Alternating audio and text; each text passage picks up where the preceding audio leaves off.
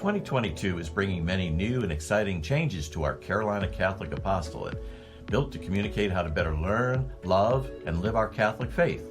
We begin with our name change to Carolina Catholic Media. This reflects the expanded scope of Carolina Catholic Radio to include the development of our podcast, streaming, social media, YouTube, and direct marketing platforms. 2022 is a very important year for the Catholic Church. As a result, Carolina Catholic Media will feature more local news, information, and conversation to reflect what's happening now and how it impacts our local Catholic community.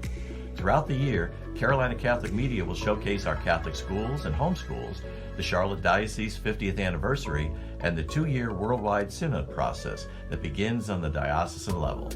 We encourage you to get involved, join us, and catch the spirit. The Carolina Catholic Media Apostolate is a 501c3 nonprofit. We are 100% funded by you. Please consider a donation, monthly tithe, or business sponsorship to support our mission and vision to spread the truth of Jesus Christ and our Catholic faith across the Carolinas. Thank you for discerning a role in our apostolate. May God bless you abundantly.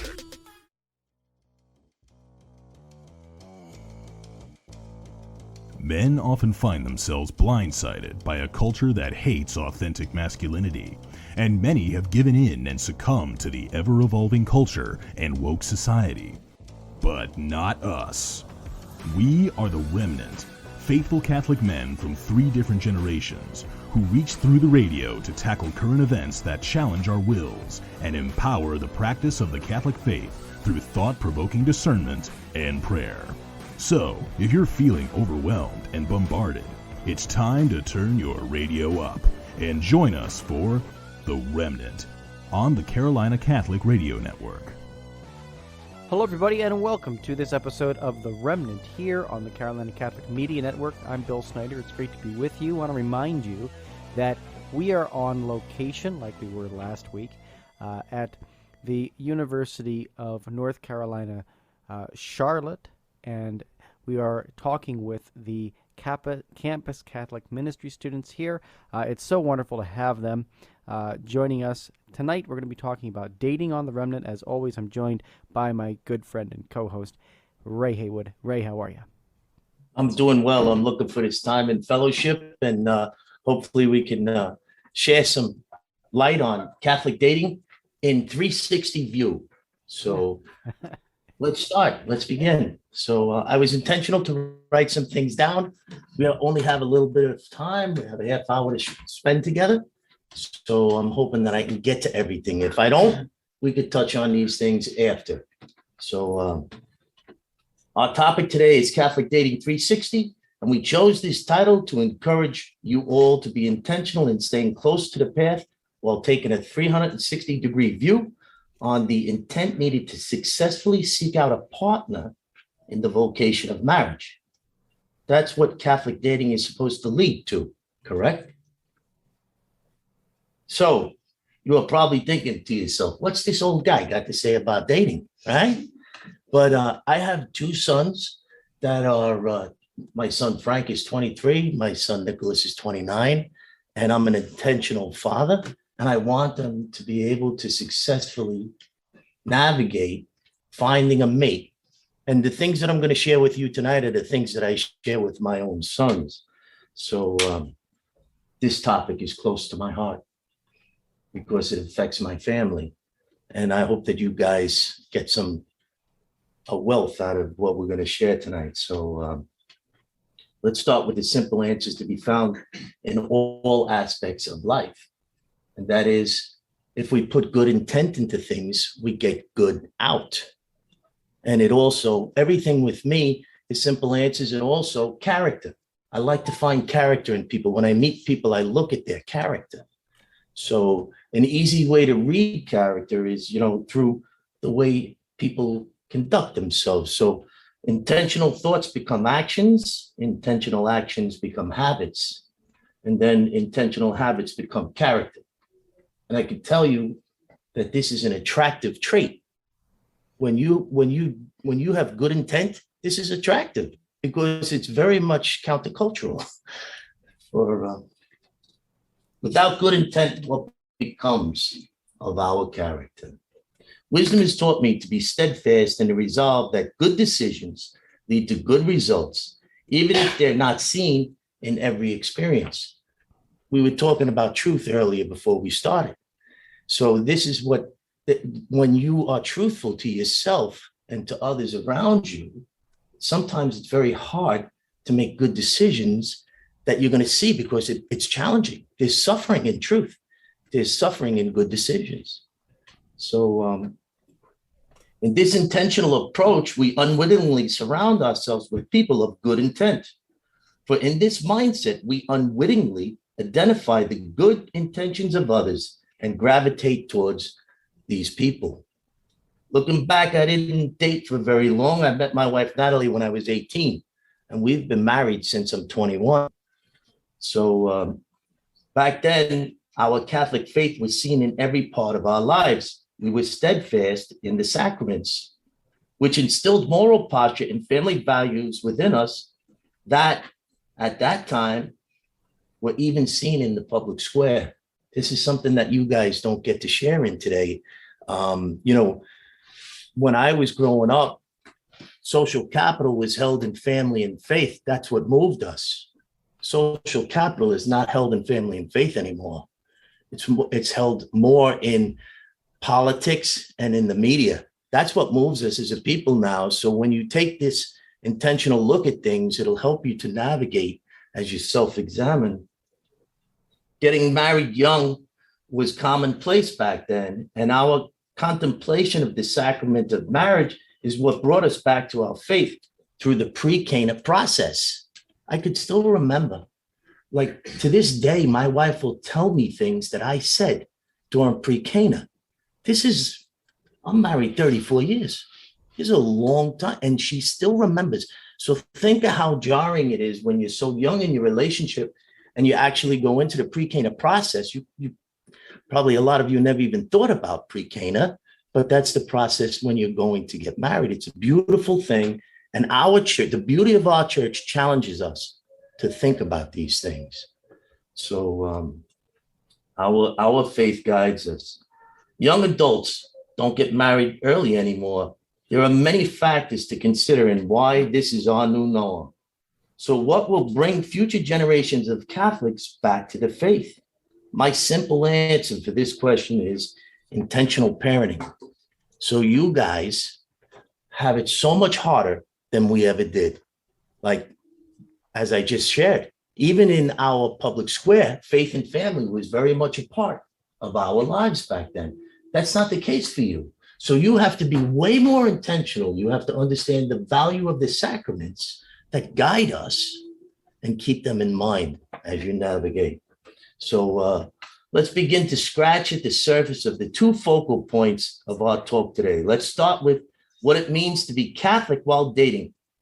While so many of our young Catholics are stepping away from their faith, I believe that being steadfast in the foundation of faith, meaning the sacraments and the new covenant teachings of Jesus Christ, provides simple answers to this question.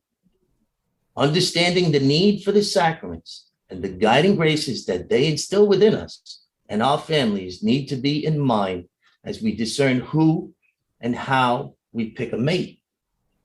We need to become steadfast in the resolve and unwavering in our convictions of what we will hand on to the families that we will be held accountable for leading. Be careful not to trade tradition for trend. So Bill and I, earlier today, we went through this and we were thinking about this tradition for trend. And Bill, you want to come in and share what we were talking about earlier? Yeah. So I don't know how many of you watch shows like 911 or, what's on, TV primetime. How many people watch like primetime TV? You guys are probably not watching that stuff. Are you streaming more of like the Netflix deal and stuff like that? Yeah. But, primetime TV for me and my generation is kind of a thing. I'm also a comm major, like a communications major. So TV, radio background and all that stuff for me, I like to know what's running on primetime. And primetime, the reason for primetime is that it means that the majority of Americans are watching TV at that time, live TV, right? So from 8 until 11 Eastern time, all the major networks, NBC, CBS, ABC, all run what they call primetime shows, 5 nights a week. And you probably see the commercials for them on Netflix or Hulu or whatever, right? Like, here's going to be the upcoming, 911 Lone Star or Grey's Anatomy. How many people watch Grey's Anatomy? Is that a popular show in your generation? Maybe not. I don't know. It's been running for 14 years now. But the reason why I say this is because what we're seeing in culture, what I watch, and compared to the shows that you're watching, it is a narrative that is being pushed by our society, right? There's a narrative that's being pushed. It doesn't matter what show it is, but I turn on any single primetime show or any show that you're watching. It doesn't matter. You can name your favorite show, and this is what's going on in it. There are token characters on every single show, whether it's a reality show like American Idol, or it's a drama like Grey's Anatomy, or it's a comedy. These like Big Bang Theory, these programs are putting messaging in there that is trying to normalize behavior that is not normal. So, you're going to be seeing characters that are, members of the LGBT community. 911 Lone Star has a trans man character. And they're tugging at heartstrings, trying to normalize this behavior.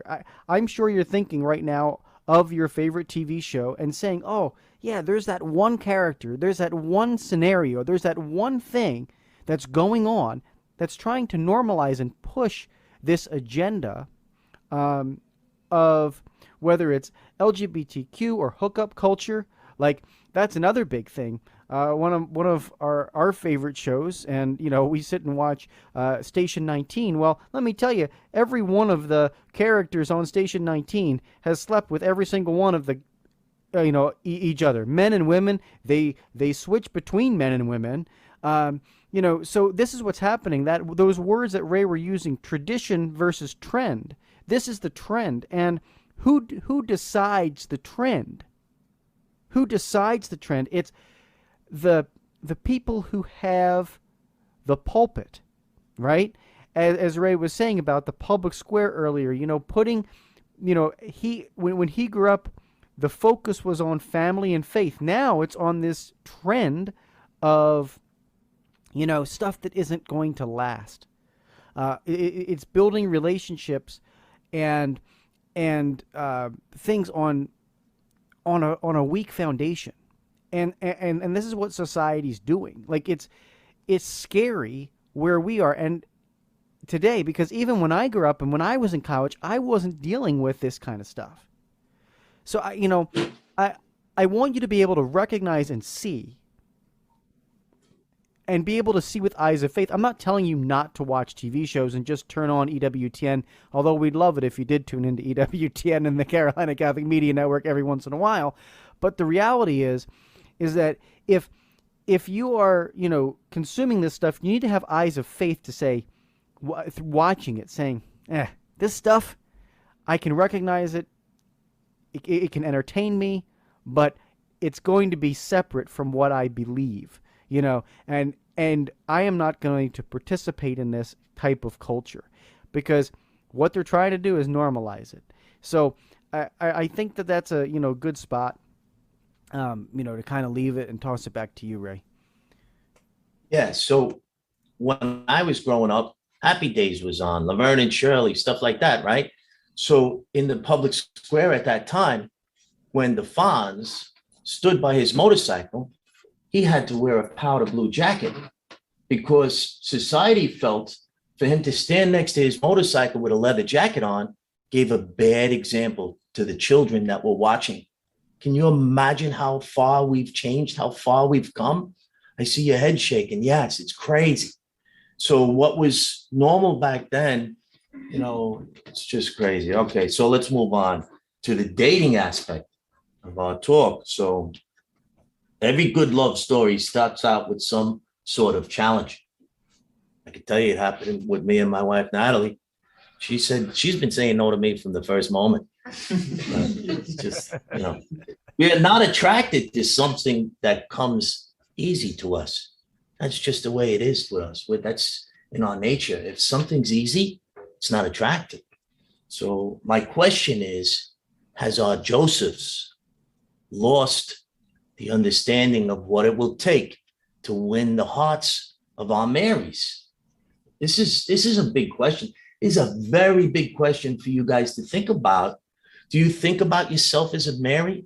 Do you think about yourself as a Joseph, a just model to the family? Do you understand what the vocation is that surrounds what you're trying to do here? I'll go back to my earlier statement. Catholic dating is supposed to lead to marriage. That's what you're supposed to be doing. You're supposed to be picking a mate to spend your life with. So the first awareness I would like to share is that we need to love ourselves past our own faults before we can love others.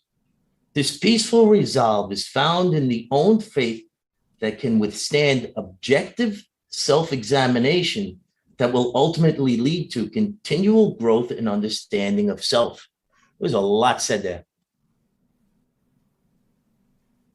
Simply put, we need to first understand and love ourselves before we can unconditionally love others, especially past their faults.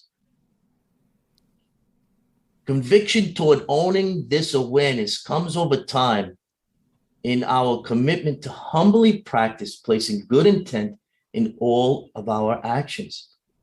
Now, our past trials and failures become growing experiences in the obedience and discipline that humility promotes. This is big stuff. I would like to point out that this reflection of character is very rare, and in our Heavenly Father's design, like I said earlier, is very attractive. When you approach someone in this type of humility and the obedience and discipline, and you think about the Mary and the Joseph aspect of what we're placing in front of you guys, this is countercultural. This is not the way that your peers are looking at you. And I could tell you that here in North Carolina, we only have 8% Catholics. So my sons are challenged with this. I challenge my sons to go. There's a lot I'd like to hit on. Maybe we could talk after about Catholic dating, online dating when we end this, because there's a lot that I'd like to share with you guys of the way I approach my own sons with this. But okay. I would like to point out that this reflection is okay. Another awareness is that we need to get close to our hearts to be careful of the company that we keep, because we don't always get to choose who we love. I can't tell you how many examples I've seen of this over my life, where people wind up with people who are not good mates, but they put themselves in the company of these people. So there is a lot of truth in the saying of the heart wants what the heart wants. We need to be diligent in guarding our hearts. This is an accomplishment by choosing well who we surround ourselves with. Again, good decisions lead to good results. So be careful who you put in your presence, because you could find yourself in love with somebody that's not a good fit. This happens. I've seen it many times in my life. Now let's try to take out the confusion of the worldly narrative that continually throws stumbling blocks before our young Catholics when it comes to gender and the Trinity of the family, meaning mother, father, and child. I believe that the chaos surrounding this situational truth, I want you to know there's a lot of stuff out in our public square that is situational truth, not objective truth. Situational truth of intolerance towards gender equality and family construct is where our young Josephs find difficulties in knowing how to approach fighting the good fight toward winning the hearts of our Marys. The worldly narrative is intentionally removing authority from our faith walk, our family structure, and gender in our public square in an attempt to ultimately compromise our free will towards removing authority from the author of all authority, our Heavenly Father. This is what's happening slowly over the generations. The authority is being taken out of everything to take authority away from the author of all authority.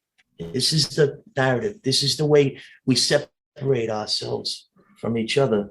The last thing we need is for our young Catholics to unwittingly remove the sacraments in the wake of this all-encompassing narrative. What will guide the next generations if we don't have the sacraments? So be careful who you place in front of you, because you can't always choose who you love. Now, this encompassing narrative is another thing that Bill and I spoke about earlier. So, Bill, you want to jump in here? Yeah, sure.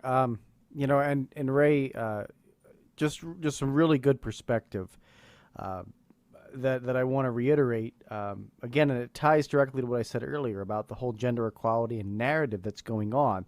We're fighting against a tide, and Ray, you said it, countercultural. What's going on is you are challenged to live counterculturally. You're challenged to date counterculturally, right? And it's so hard. Ray said that one thing earlier that people aren't getting married till later. I didn't get married till I was, I think, 35, right? Or 36. So, I'm going to be 37, and I got a 1-year-old son. So, these things occur because society is driving a narrative. No other things happened in my life, but the reality is that men and women have a very, very hardwired reality when it comes to how they interact with one another. Men want respect, and women want security. That's just how it is, right? You talk to my wife, she wants me to get a house, to move out of a 2-bedroom apartment. Like, there's a laundry list of things that are all speaking to her security.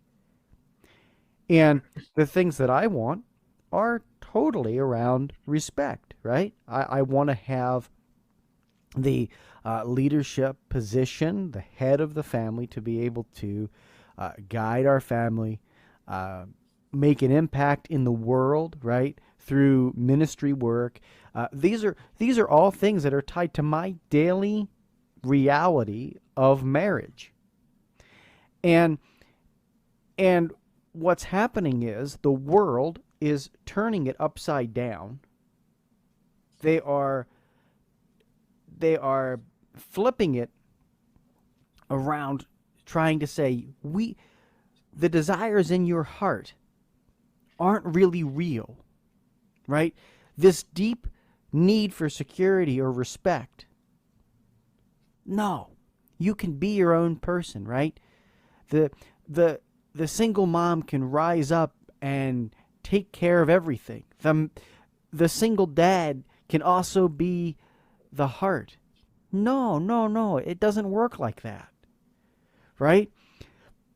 So when it comes to dating, you really have to recognize and understand that the successful relationship is built on these things. And as a man, you have to look for ways to secure your family's future. And women, that respect that you give to the man, that it's not just all about, you, and is also so important, and look, I'm a stay-at-home dad, right? I spend the majority of my time raising my son, and my wife works out of the home 3 days a week. So the reality, my reality, is a little different than what the, stereotypical thing looks like. But what the point of me telling you is that the desires, even if you're in an atypical situation like myself, although I know a lot of really other awesome Catholic stay-at-home dads, the desires in my heart for to have respect, to have make an impact in the world, raise my family, raise my son to be a soldier of Christ, like all of those desires don't go away in my heart. And the desires in my wife's heart are exactly the same. I hear, hey, when are we going to be able to get a house? When are we going to be able to do the X, Y, and Z, right? And it's on me. It's on me to do that, because I'm hardwired and to provide that, and she's hardwired to need it. And no matter what the world tells you, no matter what these TV shows preach out to you, it's not going to satisfy you in the long run. That's just how it is. And these are hardwired into our being. So I know we want to touch on a saint as well before we kind of wrap up, Ray. So you want to touch on our saint and ReMENant challenge? So I just want to hit on that. The men needing respect and women needed security. That's built into us. That's the answers to the test. If you're going to take something away tonight, know that. Because if we aren't given the security to our wives that they need, our families that they need, then we're not going to be mirrored back with the respect that we need to move forward. I can't tell you how many guys I know, older guys, have a heart attack, and they lose that sense of purpose for even just a short period of time, where they can't feel as though they're providing and given that security because they're weak at the moment. They fall into depression. And, when I try to share this with these brothers of mine to give them understanding so that they could work through it, this is another thing that you really need to self-examine for yourself and understand. Maybe one day later on in your relationships, this will ring true for you when you live through an experience, and you could say, oh, wait a minute, I'm not giving my husband the respect that he needs, but he's not giving me the security that I need. I need to share with him this understanding of self so that you both can grow and move fluidly. One of the things that I talk about a lot is the way my wife and we dance through life together. We know how to move. It's simple for us to move in life. There's if you go on to YouTube and you look up my name, Ray Haywood, there's a talk on Catholic Dating 360. You will see in that video my wife and I dancing and her trying to lead me, because I did not know how to lead back then. And my wife was leading for me. And there's, we now every year on our anniversary, October 9th, we watch that wedding video. It's a beautiful thing that we get to do. We watch it with our sons. We always see something different when we watch it, different characteristics of people, of ourselves, things that we said. It's beautiful. So the saint that we picked is Saint Mary Magdalene. And when I think of Saint Mary Magdalene, when it comes to the topic of Catholic dating, I think of how her faith changed her view of everything, especially her body. Her faith gave her worth. And in that understanding of self, she was no longer able to give herself away. I mean, think about this. What was going on? Anybody know that song, I Don't Know How to Love You? Oh my gosh, it's a beautiful song. She became chaste in her understanding of divine love that she witnessed firsthand in the presence of our Lord and Savior. When we find worth in ourselves as children of God, and we take time out to understand the vocation that we choose to pursue in our lives, we find ourselves stepping closer to the path as we begin to intentionally chip away at the sin and vice in our lives. Mary Magdalene struggled with her past indiscretions, but Jesus read her heart and comforted her. So I want to share something with you that Father Raymond says, do you know, you all know Father ReMENant by now, right? So what Father ReMENant says is that when you go to the sacrament of reconciliation, right? It's penance and confession. That's how we reconcile. What he says is that what you give to Jesus, he takes, but what you hold on to, you keep. So if you're not going to give whole self to the sacrament, then you're always going to hold on to something that's going to be a heavy burden. It's the same when you're approaching the opposite sex. If you're going to hold back from giving whole self, you're never going to get a full reaction. We mirror each other. So as men, we have to let down our guard. We have to be able to be vulnerable. We have to show that person that, like I was saying last week to one of the people who's sitting in the room, we have to be sincere in our approach. And when we are sincere in our approach and we take that time out, then that's attractive to the other person. What do you think, Bill, about Mary Magdalene, please? I think you really touched on it very nicely. And I look at her as a great role model for, I think, men. I know that sounds strange, but I really feel she's a great role model for men because she is able to point a way for guys, especially living in today's society, that says, I can be a model of conversion for you, right? In a hypersexualized world, she was able to drop it all, and guys who struggle with that in their lives, she's a great model for us to be able to say, drop it all at the feet of the cross and let Jesus take it. So I think that you're touching on what Father ReMENant said about sacrament of reconciliation is perfect for her, because she drops it all, right, at the feet of Jesus, and is one of the first saints to see Jesus risen, right? Like, she's one of the first saints to see Jesus risen. And what does he say to her? Don't touch me yet, right? Like, I haven't ascended yet. Don't touch me. Yet, because I, you still haven't been made even, completely 100% clean yet yourself, right? And Mary respects that. She respects that in the garden there. But understand that reconciliation with God is something that we need. And so, yeah, I think she's a perfect model for men, especially in this hypersexualized world. And if you don't mind, I'm just going to quickly roll into my ReMENant challenge, which will very simply be,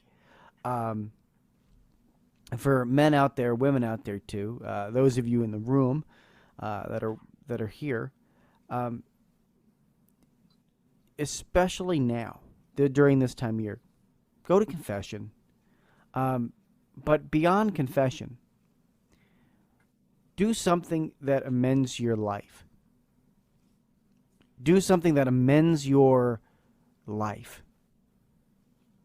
What I mean by that is the firm resolve to commit a portion of your life to penance.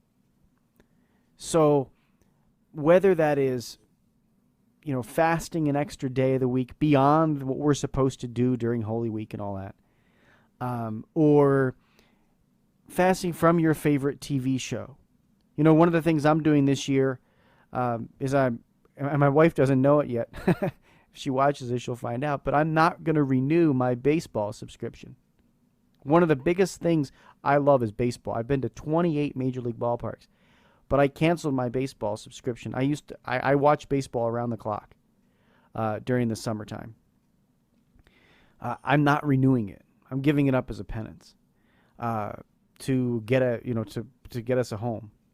So do something as a penance and pick it and try to make it something that is something that you like.